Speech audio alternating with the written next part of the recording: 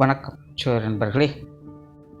ஜோதிட ரீதியாக இந்த வருடத்தில் மேஜரான கிரகங்களுடைய பயிற்சிகள் என்பது இருக்குது. அதுலேயும் குறிப்பாக வருட கிரகங்கள் என்று சொல்லக்கூடிய குரு, சனி மற்றும் ராகு கேதுக்களுடைய பயிற்சிகள் வரிசையாக இருக்குது. ஏற்கனவே இந்த கிரகங்களுடைய பயிற்சிகள் ஒவ்வொரு ராசிகளுக்கும் என்ன மாதிரியான பலன்களை கொடுக்கும் அப்படின்னு தனித்தனியாக வீடியோஸ் போட்டிருக்கும். பார்க்காதவங்க மறக்காமல் செக் பண்ணி பாருங்கள். இந்த பதிவில் பார்த்திங்கன்னா இந்த 3 கிரகங்களுடைய காம்பினேஷன் லக்ன ரீதியாக இது என்ன மாதிரியான பலன்களை கொடுக்குது அப்படிங்கிறத பற்றி தான் பார்க்க போகிறோம்.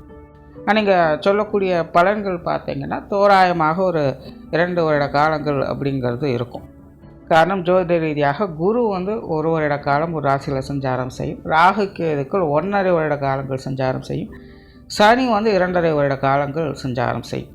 அது தவிர இந்த காலகட்டங்களில் இடைப்பட்ட காலகட்டங்களில் ஒரு 5 மாத காலகட்டங்களுக்கு வக்ரம், அதிசாரம், அஸ்தங்கம் போன்ற நிலைகளும் இந்த கிரகங்கள் மாறுபட்டு சஞ்சாரம் செய்துட்டு வரும். ஸோ இதெல்லாம் தோராயமாக ஒரு கணக்கு எடுக்கும்போது அப்ராக்சிமேட்டாக பார்த்திங்கன்னா ஒரு 2 வருட காலங்களுக்கு இந்த கிரகங்களுடைய நிலைகள் அப்படிங்கிறது இப்படி தான் செயல்பட்டுட்டு இருக்கும். மேற்கொண்டு பதிவுகளை பார்க்கறதுக்கு முன்னாடி ஒரு சில விஷயங்கள், எப்போவுமே லக்ன ரீதியான பதிவுகள் போடும்போது ஒரு கமெண்ட் ரெகுலராக வந்துடும், சார் இது ராசிக்கும் பொருந்துமா அப்படின்னு. அதை பற்றி ஏற்கனவே நிறைய விளக்கங்கள் சொல்லியிருக்கோம். பட் இருந்தாலுமே அந்த கேள்விங்கிறது வந்துக்கிட்டே தான் இருக்கும். ஸோ இங்கே சொல்லக்கூடிய லக்ன பலன்கள் அப்படிங்கிறது ராசிகளுக்கும் பொருந்தும். பட் ஒரு 50% பொருந்தும், முழுக்க பொருந்தாது. ஒரு 50% அந்தந்த ராசிகளுக்கும் அதனுடைய பாதிப்புகள் அப்படிங்கிறது இருந்துக்கிட்டு இருக்கும். இன்னொரு விஷயம் பார்த்திங்கன்னா லக்ன பலன்கள் அப்படிங்கும்பொழுது அங்கே எப்போவுமே பாசிட்டிவ் நெகட்டிவ் கலந்து தான் இருக்கும். இந்த ராசி பலன்களை சொல்கிற மாதிரி ஒரே மாதிரியான பாசிட்டிவான விஷயங்கள் உள்ளது, ஒரே மாதிரியான நெகட்டிவான விஷயங்களும் இங்கே இருக்காது. கண்டிப்பாக ஒரு சைடில் பாசிட்டிவ் இருந்ததுன்னா இன்னொரு சைடில் அது நெகட்டிவாக இருக்கும். அதுதான் ஒரு கதவு அடைத்தால் மறு கதவு திறக்கும் அப்படின்னு சொல்லுவாங்க. அது ஜோதிடத்தில் இந்த விஷயங்களுக்கும் பொருந்தும். மெயினாக இந்த லக்ன பலன்களே இதை பற்றி தெரிஞ்சுக்கிறது தான். அதாவது எதெல்லாம் நம்ம லக்ன ரீதியாக ஃபேவராக இருக்குது, அன்ஃபேவராக இருக்குது அப்படின்னு புரிஞ்சுக்கிட்டோம்னாலே அது சார்ந்த விஷயங்களை மட்டும் கொஞ்சம் கேர்ஃபுல்லாக இருந்துட்டால் போதும். மற்ற விஷயங்களை பற்றி நம்ம கவலைப்பட வேண்டியது இருக்காது. அது எப்படி இருந்தாலும் சரி, கடை தெரிந்துடும். பிரச்சனை இருக்கக்கூடிய விஷயங்களை எது என்னன்னு பார்த்து தெரிஞ்சுட்டு அதில் மட்டும் கவனமாக இருந்துட்டால் போதும். நல்லது நடக்கக்கூடிய விஷயங்களை பற்றி கூட பெருசாக கவலைப்படும். ஏன்னா எப்படி இருந்தாலும் அது நல்லது தான் நடக்க போகுது. எதுவுமே தொடர்பில்லாத விஷயங்களை பற்றும் பெருசாக கவலைப்பட வேண்டிய, ஏன்னா அது எதுவுமே ஆக போகிறது கிடையாது. ஸோ எது பாசிட்டிவாக இருக்குது, எது நெகட்டிவாக இருக்குதுன்னு பாயிண்ட் பண்ணக்கூடிய விஷயங்களை தான் இந்த லக்ன பலன்கள் அப்படிங்கிறது சொல்லும். ஸோ இனி லக்ன ரீதியாக இந்த குரு, சனி மற்றும் ராகு கேதுக்களுடைய பயிற்சிகள் எப்படி இருக்கும் அப்படிங்கிறத பார்க்கலாம். இந்த வருடம் பார்த்திங்கன்னா முதல்ல சனி பயிற்சி என்பது இருக்குது. அதாவது திருக்கணிதப்படி சனி பயிற்சி இருக்குது. அதுக்கப்புறமா ராகு கேது பயிற்சி வரும். அதுக்கப்புறமா குரு பயிற்சி வரும். ஸோ பலன்களும் பார்த்திங்கன்னா இந்த ஆர்டரில் தான் இருக்கும். தவிர இந்த பதிவு பார்த்திங்கன்னா கொஞ்சம் லென்த்தியாகவும் அதே போல் கொஞ்சம் கன்ஃபியூஷனாகவும் இருக்கும். காரணம் அதை பற்றி ஏற்கனவே இந்த ராசி பலன்களை விரிவாக சொல்லியிருக்கோம். பட் இங்கே சிம்பிளாக சொல்கிறேன். இந்த வருடத்தினுடைய இந்த கிரக அமைப்புகளே பார்த்திங்கன்னா ஒரு தக் ஆஃப் லைஃப் மாதிரி ஒன்றுக்கொன்று சளைச்சதில்லை அப்படிங்கிற நிலைகளில் தான் செயல்பட்டுக்கிட்டு இருக்கும். ஆக ஒரு சைடில் ஒரு பாசிட்டிவான விஷயங்கள் வேலை செய்யுது அப்படிங்கும்பொழுது இன்னொரு பக்கம் நெகட்டிவான விஷயங்கள் அதே வீரியத்தோடு அங்கே வேலை செஞ்சுக்கிட்டு தான் இருக்கும். அப்போது ஒரு சைடில் நமக்கு சரின்னு தெரியிற விஷயம் இன்னொரு சைடில் போய் பார்க்கும்போது தவறாகத்தான் இருக்கும். அதனால் பலன்கள் கொஞ்சம் கன்ஃபியூஷன் ஆகிற மாதிரி தான் இருக்கும். முடிஞ்ச அளவுக்கு கொஞ்சம் ஸ்கிப் பண்ணாமல் பாருங்கள்.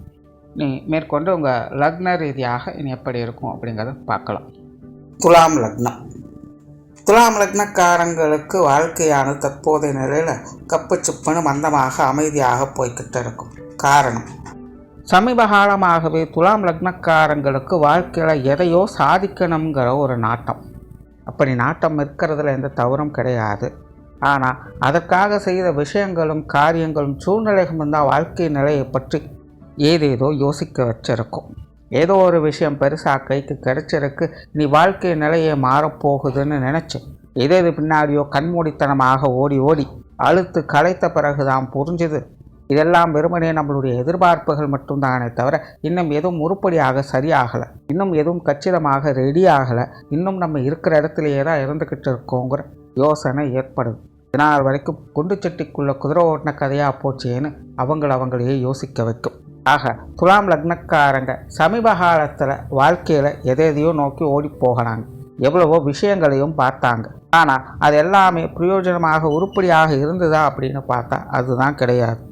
அதனால் பெருசாக எந்த ஒரு மாற்றமும் இல்லை, வழக்கமான நிலைகள் தான். எப்படி போனனோ அப்படியே திரும்பவும் வந்திருக்கேன். இன்னும் சொல்ல போனால் நிறைய துலாம் லக்னக்காரங்களுக்கு வாழ்க்கையை வெறும் மனக்கோட்டை கட்டி கொண்டே வாழ்ந்து கொண்டிருக்கேங்கிறன்னு தலையில் உரைக்கிற மாதிரி சில சம்பவங்களை ஏற்படுத்தி இருக்கும். ஆக வாழ்க்கையில் தன்னுடைய யதார்த்த நிலை என்ன என்பதை புரிய வைக்கக்கூடிய விஷயங்களைத்தான் சமீப காலமாகவே பார்த்துக்கிட்டு வர்றாங்க.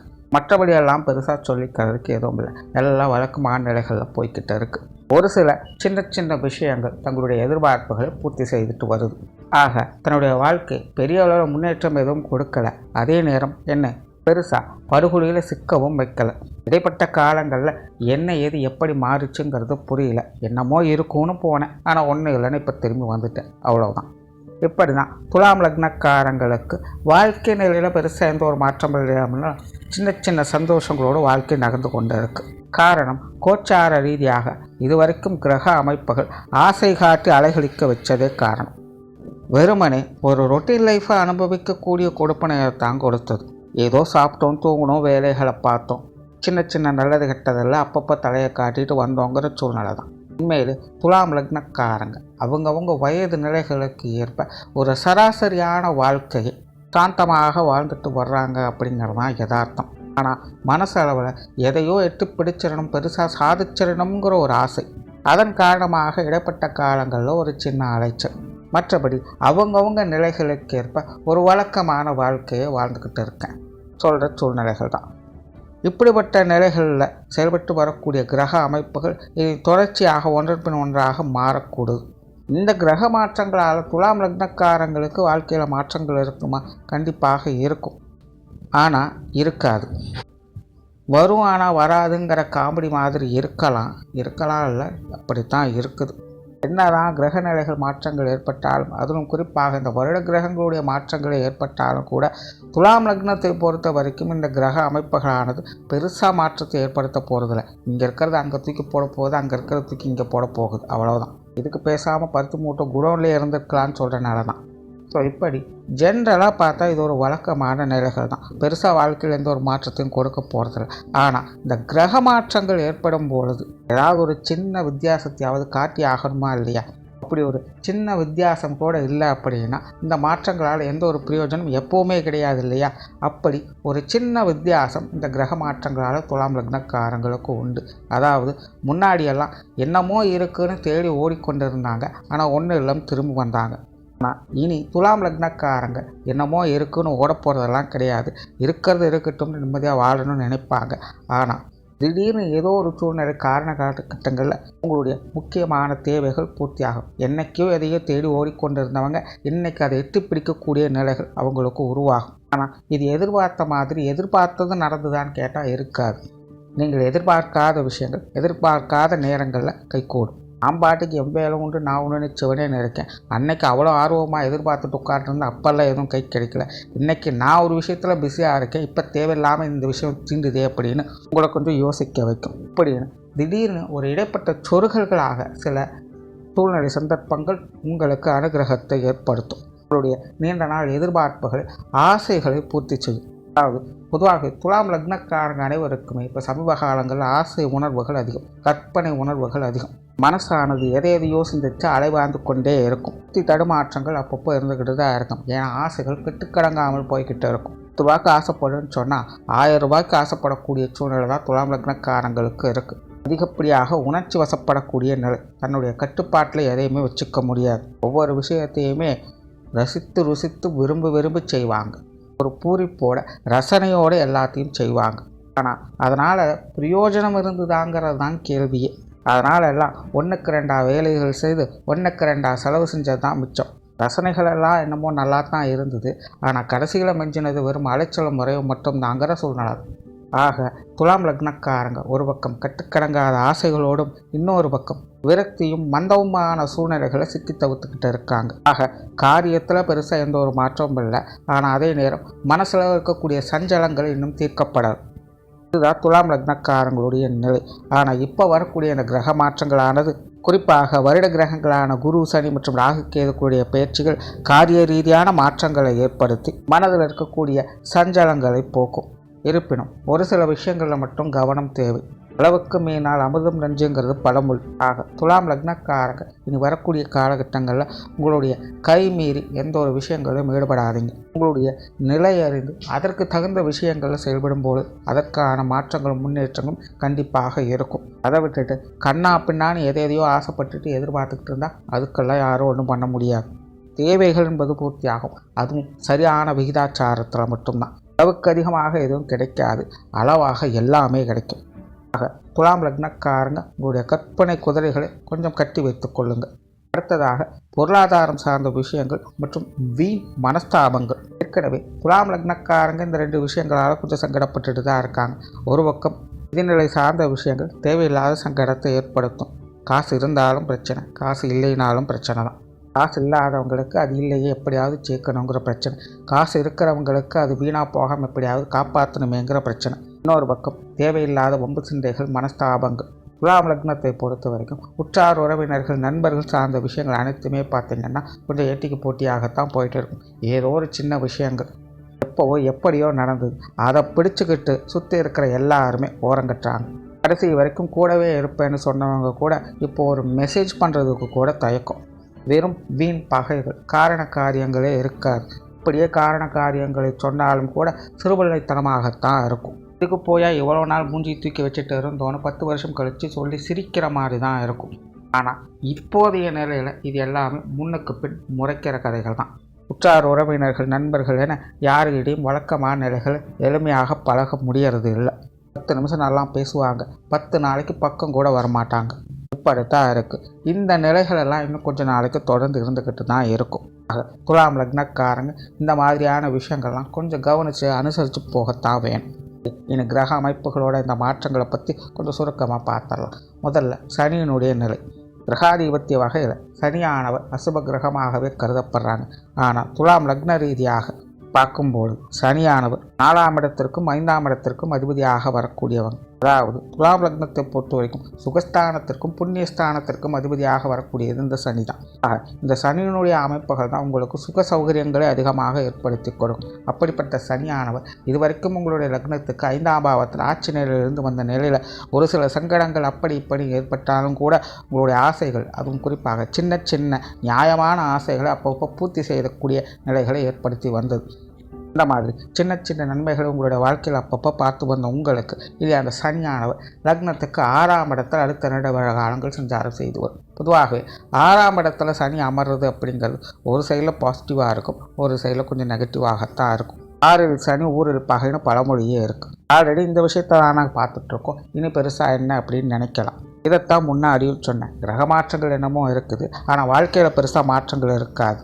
திடீர்னு அப்பப்போ தான் சில மாற்றங்களை கொடுக்குமே அல்லாமல் பெரும்பாலும் வழக்கமான விஷயங்களை தான் பார்த்துட்டு வருவேன். அப்படித்தான் இந்த 6ஆம் இடத்தில் இருக்கக்கூடிய சனியால் அப்பப்போ சின்ன சின்ன மாற்றங்கள், அது எந்த விஷயங்களில் தொழில் வேலை உத்தியோகமாக சில மாற்றங்கள் இருக்கும். கண்டிப்பாக இந்த காலகட்டங்களில் வேலை மாற்றங்கள், உத்தியோக மாற்றங்கள், தொழில் மாற்றங்கள் போன்ற விஷயங்கள் கண்டிப்பாக இருக்கும். ஏற்கனவே துலாம் லக்னக்காரங்க சுயத்தொழில் செய்யக்கூடியவங்களுக்கெல்லாம் வாழ்க்கை நிலையானது ரொம்பவுமே சிரமமாக இருக்கும். ஜான் 2 மூலம் இருக்குதுங்கிற நிலையை கண்டிப்பாக பார்த்து வந்திருப்பாங்க. இனி அந்த மாதிரி பிரச்சனைகள்லாம் இருக்காது. ஏதோ ஒரு விஷயங்களை பிடித்து முன்னேறக்கூடிய நிலைகளை பார்த்து வர முடியும். ஆனால் படிப்படியான முன்னேற்றங்கள் தான். லிஃப்ட்டில் என்ன மாதிரி சுவிட்சை போட்டு மேலே சருன்னு போகக்கூடிய நிலைகள்லாம் எதிர்பார்க்க முடியாது. முன்னாடி எல்லாம் எதுவுமே செய்ய முடியல, எல்லாமே கையை கடிக்குதுங்கிற சூழ்நிலை. ஆனால் இனி அப்படி இருக்காது. ஏதோ ஒரு விஷயங்கள், நல்ல விஷயங்கள் உங்கள் கைக்கு கிடைத்து அதை வைத்து உருப்படியாக பிழைக்க வைக்கும். கிடைச்சதை நல்லபடியாக தக்க வச்சுக்காங்க. நிறைய பேருக்கு புதிய வேலை வாய்ப்புகள், தொழில் வாய்ப்புகள் போன்ற விஷயங்கள் கூட நல்லபடியாக அமையும். வெளியூர் மற்றும் வெளிநாடு சம்பந்தப்பட்ட விஷயங்களில் சிறப்புகளை கொடுக்கும். பொருளாதார நிலைகளில் ஏற்ற இறக்கங்களை அதிகம் ஏற்படுத்தும். கண்டிப்பாக வரவுகள் என்பது இருக்கும், வரவுகளுக்கேற்ற செலவுகளும் இருக்கும். முடிஞ்ச அளவுக்கு துலாம் லக்னக்காரங்க கடன் சார்ந்த விஷயங்களை தலையிடாதீங்க. கொடுப்பதானாலும் சரி, வாங்குவதானாலும் சரி, ரெண்டுமே சிக்கல் தான். ஆனால் 6ஆம் இடத்துல சனி இருக்கும் பொழுது பொதுவாக எல்லாரும் செய்யக்கூடிய விஷயங்கள் இதுதான். அப்போ தான் பார்த்து கடன் வாங்கி வீடு கட்டுறது, நிலம் வாங்கிறது, படிக்க வைக்கிறது, தொழில் செய்கிறதுன்னு பல விஷயங்களை கடன் வாங்கி செய்ய வைக்கும். ஆனால் சிலருக்கு கடன் ஒத்துக்கும், சிலருக்கு ஒத்துக்காது. ஆனால் 6இல் சனி இருக்கும்போது அனைவருக்குமே அது பிரச்சனை தான். முடிஞ்ச அளவுக்கு கடன் சார்ந்த விஷயங்களை கொஞ்சம் அவாய்ட் பண்ணிக்கோங்க. கொடுக்கல் வாங்கல் விஷயங்களில் கவனம் வைங்க. முடிஞ்ச அளவுக்கு வரவு செலவுகளில் கணக்கு வச்சு பட்ஜெட் போட்டு வாழ்க்கை நடத்துறது சிறப்பு. ஏன்னா கணக்கு வழக்கம் இல்லாமல் கையில் வாங்கினா பையில் போடுறங்கிற கதை தான். ஆனால் அதே நேரம் துலாம் லக்னக்காரங்களுக்கு இந்த பொருளாதாரம் சார்ந்த விஷயங்களில் பற்றுதல் அதிகரிக்கும். காசு பணங்களை நிறைய சம்பாதிக்கணுங்கிற ஆசைகள் அதிகரிக்கும். அதற்காக அயராது ஏதாவது ஒரு விஷயங்களை தேடி ஓட வைக்கும். காசு பண சமாச்சாரங்கள் உணர்வுகளை கொஞ்சம் கட்டுப்படுத்திக்கங்க. ஆக இந்த சனியினுடைய மாற்றம் பொருளாதாரம் மற்றும் வேலை சார்ந்த விஷயங்களில் நிறைய மாற்றங்களை ஏற்படுத்தும். உணர்வுகளை கொஞ்சம் கட்டுப்படுத்துங்க. கிடைக்கிற விஷயங்களை சரியாக பயன்படுத்துங்க. அடுத்ததாக ராகு கேதுக்கள். பொதுவாகவே கிரகாதிபத்திய வகையில் ராகு கேதுக்கள் அசுப கிரகங்களாகவே கருதப்படும். ஆனால் இதே ராகு கேதுக்கள் தான் வாழ்க்கையில் அபரிவிதமான நிகழ்ச்சிகளுக்கு உறுதுணையாக இருக்கிறது. ஆக இன்றைய காலகட்டங்களில் இந்த ராகு கேதுக்களை முழுமையாக அசுப கிரகங்கள்னு சொல்லி ஒதுக்கிறதுக்கும் இல்லை, முழுமையான நற்பலன்கள் கொடுக்கக்கூடிய கிரகங்கள் என்று அரவணைச்சு கொள்ளக்கூடிய நிலைகளும் இல்லை. ரெண்டுமே சரிசமமாகத்தான் இருக்கும். லக்ன ரீதியாக பார்க்கும்பொழுது இந்த ராகு கேதுக்கள் சில திடீர் அதிர்ஷ்ட யோக வாய்ப்புகளை உண்டாக்கக்கூடிய நிலைகளை துலாம் லக்னக்காரங்களுக்கு எப்பவும் வேலை செய்யும். பொதுவாகவே துலாம் லக்னக்காரங்களுக்கு அவங்களுடைய வாழ்க்கையில் சில திடீர் அதிர்ஷ்ட யோக வாய்ப்புகள் அப்பப்போ எட்டி பார்த்துக்கிட்டு தான் இருக்கும். பெரிய பிரச்சனை ஆகிடுச்சு, வாழ்க்கையில் நீ எல்லாம் முடிஞ்சுதுன்னு நினைப்போம். ஆனால் அப்பான்னு பார்த்தா அது ஒன்றுமே இல்லைன்னு புஷுன்னு ஆகிடும். இவ்வளவுதானா, இதெல்லாம் ஒரு விஷயமா, இதெல்லாம் எனக்கு ரொம்ப அசால்ட்டு அப்படின்னு நினைப்போம். ஆனால் இம்மி அளவு கூட அசைக்க முடியாது. அப்படி எதிர்பாராததை எதிர்பாருங்கள்னு சொல்லக்கூடிய நிலைகளில் இந்த ராகு கேதுக்களானது துலாம் லக்னக்காரங்களுக்கு எப்போவுமே வேலை செய்யும். பெரும்பாலும் நல்லதுதான் செய்யுது. இப்படிப்பட்ட ராகு கேதுக்கள் இதுவரைக்கும் மறைவு ஸ்தானங்களான 6, 12ஆம் இடங்களில் அமர்ந்து வந்து தேவையில்லாத செலவுகளையும் உற்றார் உறவினர்கள் நண்பர்கள் வகையில் பகையும் ஏற்பட்டு வந்த நிலையில் உங்களுடைய லக்னத்துக்கு 5ஆம் இடத்துல ராகுவும் 11ஆம் இடத்துல கேதுவும் அமரப்போகுது. இது ஒரு வகையில் சாதகமான நிலைகள் தான். ஆனால் ஸ்தான பலனின் அடிப்படையில் 5, 11ஆம் இடங்களில் ராகு கேதுக்கள் அவ்வளோ ஃபேவராக வேலை செய்யாது. பட் துலாம் லக்னக்காரங்களுக்கு இந்த நிலையே வேறு. பதிவுகளையும் சொல்லியிருக்கேன். துலாம்னு எடுத்துட்டாலே பல விஷயங்களும் தலைகீழாகத்தான் நடக்கும். இந்த ராகு கேதுக்குள்ள நிலை கொஞ்சம் ஆகாத இடத்துல இருந்தாலும் கூட ஆரம்பத்தில் சில ஆகாத விஷயங்களை கொடுத்து பின்பு அதன் மூலமாகவே நற்பலன்களை ஏற்படுத்தி கொடுக்கும். சுருக்கமாக சொன்னால் நாரதர் கழகம் நன்மையில் முடியும். இப்படிதான் எல்லா விஷயங்களுமே. துலாம் லக்னக்காரங்களுக்கு இங்கேயும் திரும்பவும் சொல்கிறேன், உணர்வுகளை கொஞ்சம் கட்டுப்படுத்திக்கங்க. ஆசைகளை அளவோடு அமைச்சிக்கங்க. கண் போன போக்கில் கால் போகக்கூடாதுங்கிறத மனசில் வச்சுக்கோங்க. இல்லைன்னா மிஞ்ச போகிறது கடைசியில் வெறும் விரைவும் அலைச்சலும் மட்டும்தான். எதுவும் கட்டுப்பாட்டில் இருக்கிற வரைக்கும் எந்த பிரச்சனையும் இல்லைங்கிறதான் துலாம் லக்னக்காரங்களுக்கு இப்போதைக்கு தாரக மந்திரமே. சரி, எந்தெந்த விஷயங்களில் கட்டுப்பாடு இருக்கணும்? மெயினாக உணவு சார்ந்த விஷயங்கள், உடல்நலம் சார்ந்த விஷயங்களில் கட்டுப்பாடுகள் அவசியம். இது வரைக்கும் இதில் நீங்கள் எப்படி வேணாலும் இருந்திருக்கலாம். ஆனால் இந்த விஷயங்களை இனி நீங்கள் கொஞ்சம் கட்டுப்பாடாக இருந்ததாகும். பசி அதிகரிக்கும், தூக்கம் அதிகரிக்கும், சோம்பல் அதிகரிக்கும், கற்பனை உணர்வுகள் அதிகரிக்கும். இதெல்லாம் அதிகமாகாமல் பார்த்து கொள்ள வேண்டியது உங்களோட வேலை. அதே நேரம் குடும்ப உறவுகள் மேலே பந்த பாசம் அதிகரிக்கும். பந்த பாசம் அதிகரிக்கிறதுனால என்ன பிரச்சனை? அது நல்லது தானேன்னு நினைக்கலாம். அதாவது துலாம் லக்னக்காரங்களுக்கு இந்த பந்த பாசமானது தற்போதைய நிலையில் ஒரு ஒன்வே ரூட் மாதிரி. நீங்கள் போகலாம், ஆனால் அங்கேருந்து வராது. ஆக இதையும் கொஞ்சம் சூழ்நிலைக்கு தகுந்த மாதிரி, நபர்களுக்கு தகுந்த மாதிரி கொஞ்சம் கட்டுப்பாட்டில் வச்சுக்கிறது நல்லது. சுத்தமாக நிறுத்திடுங்கன்னு சொல்லலை, நிறுத்தவும் முடியாது. அளவாக வச்சுக்கங்கன்னு மட்டும்தான் சொல்கிறேன். அன்பு, பாசம், நேசம், காதல் போன்ற விஷயங்கள் அதிகரிக்கும். அளவுக்கு மீறினா அமிர்தமும் நெஞ்சுங்கிறத கவனத்தில் வச்சுக்கங்க. ஆக இந்த ராகு கேதுக்களுடைய மாற்றங்களால் உணர்வுபூர்வமான விஷயங்களில் கொஞ்சம் கவனமாக இருங்க. மற்றபடி பெருசாக ஒன்றும் பிரச்சனை இல்லை, தப்பிச்சுக்கலாம். அடுத்ததாக குருவினுடைய அமைப்பு. கிரகாதிபத்திய வகையில் குருவானவர் முழு சுபகிரகமாகவே கருதப்படுறாங்க. ஆனால் லக்ன ரீதியாக பார்க்கும்போது 3ஆம் இடத்திற்கும் 6ஆம் இடத்திற்கும், அதாவது மறைவுஸ்தானங்களுக்கு அதிபதியாக வரக்கூடியவங்க இந்த குரு. அவர் இது வரைக்கும் மறைவுஸ்தான இடமான அஷ்டமஸ்தானத்தில் இது வரைக்கும் சஞ்சரிச்சுட்டு வந்தாங்க. இனி உங்களுடைய லக்னத்துக்கு யோகஸ்தானத்தில் அடுத்த ஒரு வருட காலம் சஞ்சாரம் செய்வாங்க. பொதுவாக குருவை பொறுத்த வரைக்கும் துலாம் லக்னக்காரங்களுக்கு நேரடியான நற்பலன்களை செய்கிறது. ஏன்னா மறைவுஸ்தானாதிபதி இல்லையா, அதனால் மறைமுகமான ஆதாயங்களை தான் கொடுத்துட்டு வருவாங்க. அவர் இது வரைக்கும் மறைவுஸ்தானத்திலே இருந்ததுனால நல்லது ஏதாவது தப்பித்தவறி நடந்தால் கூட அது கண்ணுக்கு எதுவும் தெரியலங்கிற சூழ்நிலையை தான் துலாம் லக்னக்காரங்க பார்த்துட்டு வராங்க. ஆனால் இனி பெருசாக பிரச்சனை இல்லை. ஏன்னா லக்னத்துக்கு யோகஸ்தானத்தில் குரு வருது.